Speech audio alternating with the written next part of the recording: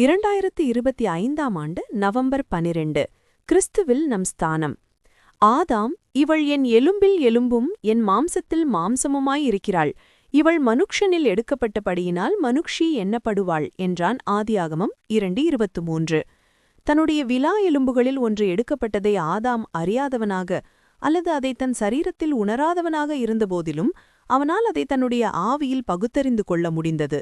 ஸ்திரீயை ஆதாமுக்கு அறிமுகப்படுத்தி வைத்து அவனுடைய மனைவியின் பால் அவனுடைய உத்தரவாதங்கள் யாவை என்பது குறித்து ஒருவரும் அவனுக்குச் சொல்வேண்டிய அவசியம் இருக்கவில்லை. நாம் தேவனோடு கூட நடக்கும்போது சபையில் நம்முடைய ஸ்தானம் இன்னது என்பதையும் நம்முடைய ஆவிக்குரிய ஜீவியத்தில் நம்முடைய கடமைகள் என்னென்னவை என்பதையும் கூட நாம் விளங்கிக் கொள்ளக்கூடியவர்களாயிருப்போம். நீங்கள் அவராலே பெற்ற அபிஷேகம் உங்களில் நிலைத்திருக்கிறது, ஒருவரும் உங்களுக்கு போதிக்கவே வேண்டுவதில்லை. 1 யோவான் 2:27.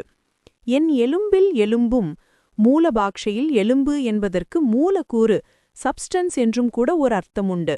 ஆதாம் கிறிஸ்துவுக்கு ஒரு நிழலாட்டமாயிருக்கிறான். கிறிஸ்துவின் மணவாட்டியானவள் கிறிஸ்துவின் அதே மூலக்கூறு, அதாவது ஜீவியம் அல்லது சுபாவம் உள்ளவளாயிருக்கிறாள்.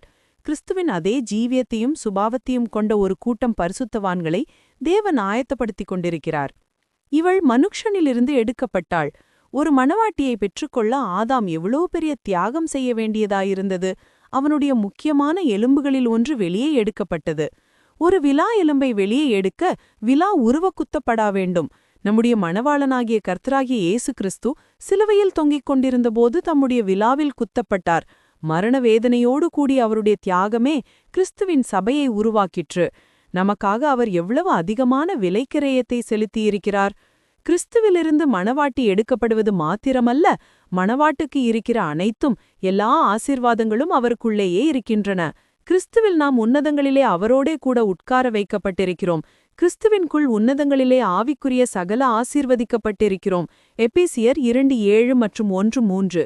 கிறிஸ்து இல்லாமல் நாம் ஒன்றுமில்லை, நமக்கு ஒன்றுமில்லை. கர்த்தர் உங்களை ஆசீர்வதிப்பாராக.